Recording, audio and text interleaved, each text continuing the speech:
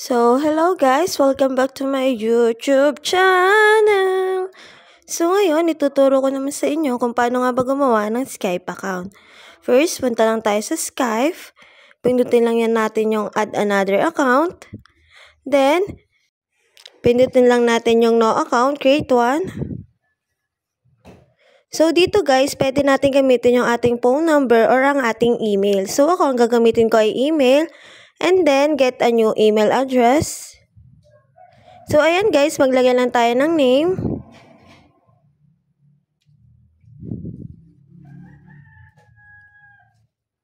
Then, next lang natin. Dito guys, gagawa tayo ng password natin.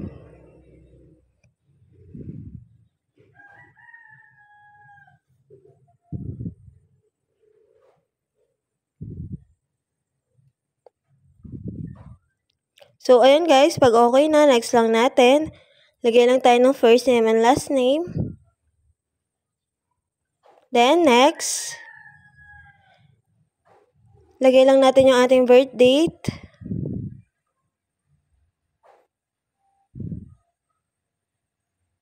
Then, next. Pagkatapos nito guys, sagutan lang natin tong help us beat the robot, solve the puzzle. Then, itapat lang natin yung sapatos dun sa arrow. Then, submit natin. Ayan guys, success.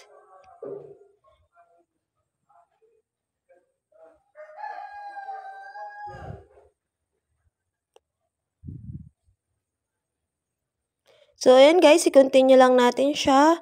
At pindutin lang natin yung yes, contribute. Then, start using terms.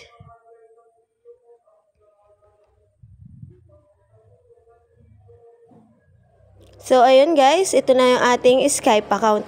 Ganun lang kadali gumawa ng Skype account. Thanks for watching. Don't forget to like, comment, and subscribe for more amazing content. Hit the notification bell so you can never miss an update. See you in the next video. Bye!